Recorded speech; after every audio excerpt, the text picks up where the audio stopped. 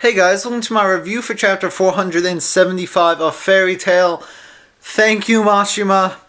Thank you so much for having Old Hero's return not be stupid. I mean, at the end of the last chapter, when she returned, so many people got really pissed off about it. Now, I said I wasn't going to get mad because I wanted to see what would happen in the next chapter, how they explain it.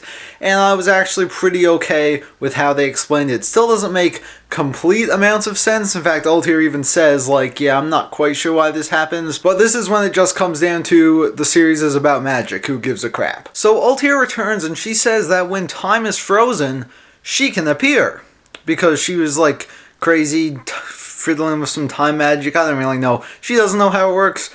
We don't know how it works. But whatever, she's not back for good, which is what I'm okay with. Anyway, so this girl that they're fighting, the friggin' 12 member, turns into a friggin' god. She turns into a Kronos, the god of time.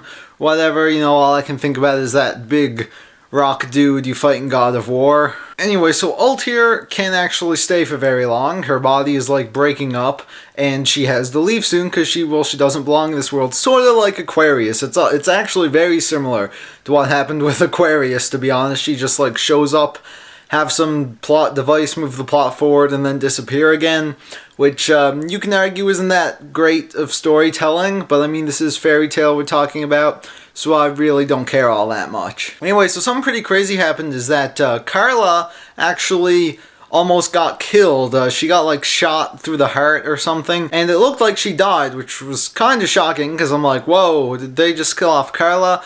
But no, not really. It turns out Altair was able to freeze time for her, like refreeze time for Carla. So if time unfreezes, she'll die, but at that very moment, she isn't dead yet because she's frozen in time. So if Wendy uses her healing magic enough, then we should be good. I mean, I don't know how good her healing magic has gotten, but unless she pulls a friggin' Orihime, bye-bye, Carla. Anyway, so Altair realizes the Wendy and Sharia will not be able to defeat this god of time by themselves, so she says, she's like, listen, I'm crazy time powerful, I got all these time travel magic, I can give you the powers that you will obtain in the future, so like there are future powers, whatever, and this will probably be enough to defeat her. However, if you use these powers, you will no longer be able to use magic. So this is pretty interesting. She's basically offering Wendy and Sharia a chance to defeat the bad guy, but in return, they will not be wizards anymore. They will lose their powers, which is pretty nuts. I don't think we've